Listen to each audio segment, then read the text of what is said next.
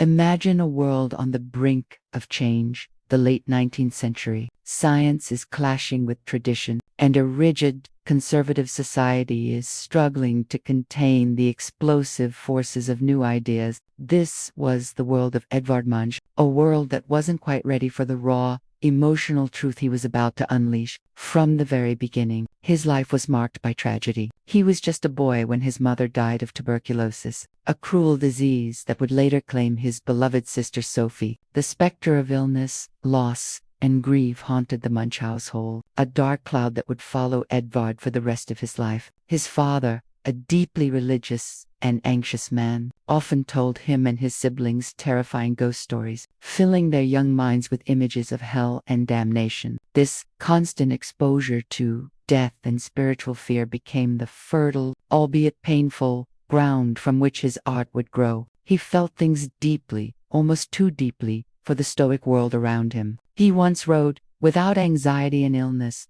I would have been like a ship without a rudder." This wasn't just a dramatic statement. It was the core of his existence. He chose to channel his immense pain, his anxiety, his very soul onto the canvas. His early artistic training was conventional, but Munch quickly grew restless. The academic style felt cold and lifeless, incapable of expressing the swirling chaos he felt inside. In Christiania now Oslo, he found kinship with a group of bohemian radicals. They championed free love, personal expression, and a rejection of bourgeois values. It was here that he began to find his voice, painting not what he saw with his eyes, but what he felt in his heart.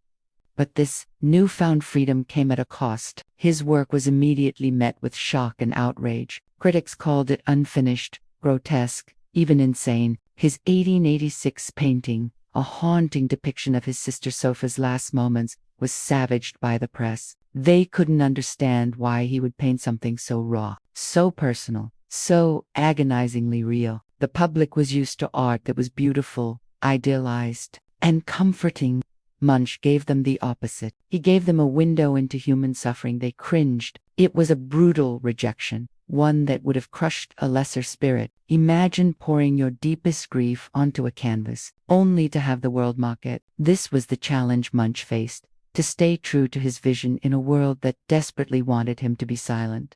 But Munch refused to be silenced. Instead of conforming, he doubled down. He traveled to Paris, the epicenter of the art world, absorbing the influences of the Impressionists and Post-Impressionists like Van Gogh. He saw how they used color and form to express emotion, and it ignited a fire within him. He returned to Norway and began creating the works that would define his career and change the course of art history. He started painting what he called the frieze of life, a series of paintings exploring the fundamental themes of human existence: love, anxiety, death, and jealousy. This was his grand project, his attempt to paint the very soul of modern life. And at the heart of this series was a single, terrifying image that came to him during a walk at sunset. He described feeling an infinite scream passing through nature. That feeling became his most famous work, the scream. The painting is a universal symbol of modern anxiety, a silent shriek against the pressures of an overwhelming world. The swirling, blood-red sky, the distorted figure clutching its head in despair, it's a perfect visualization of a panic attack, a moment of pure existential dread. The exhibition of his work in Berlin in 1892 caused such a scandal that it was closed down after just 1 week.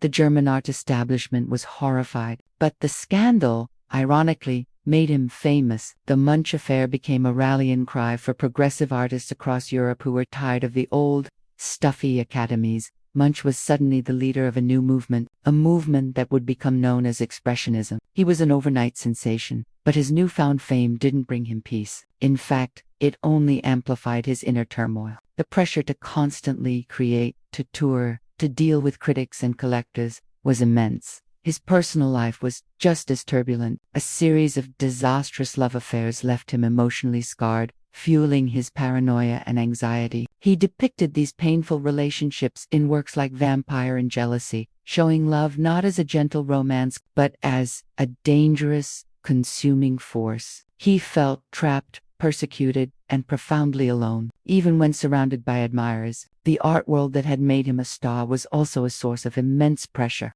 demanding more and more from a man who was already on the edge. The constant strain eventually became too much. Munch's drinking escalated, and his behavior became more and more erratic. He suffered from hallucinations and became convinced he was being persecuted. In 1908, after a public brawl, he finally collapsed. He checked himself into a private clinic in Copenhagen, where he spent the next 8 months recovering. This was a turning point. He underwent electroshock therapy and other treatments, and for the first time in years, he found a semblance of stability. When he emerged, his art had changed. The intense, tortured angst of his earlier work was replaced by a more serene, vibrant style. He moved to a secluded estate in Norway and spent the rest of his life in relative isolation, painting the landscapes and people around him with a newfound sense of peace. He had faced his demons and, in a way, had triumphed. He continued to work prolifically until his death in 1944, leaving behind a staggering collection of over 1,000 paintings and thousands of prints and drawings. He bequeathed his entire estate to the city of Oslo, a final gift from a man who had given the world so much of his own pain and beauty. Edvard Munch passed away at the age of 80 on January 23, 1944, in his home in Ekely near Oslo. He struggled with a cold that escalated into bronchitis and pneumonia. His artistic legacy continues to inspire many. Edvard Munch's story is more than just the biography of a troubled artist. It's a powerful and urgent reminder of the immense pressure artists face. We see the beautiful paintings in a gallery, we hear about the record-breaking auction prices, but we rarely see the human cost behind the masterpiece. The billion-dollar art world often celebrates the myth of the tortured genius, but it does little to support the real, vulnerable human beings who are struggling to create. We romanticize their pain, turning their mental health struggles into a dramatic backstory for their work.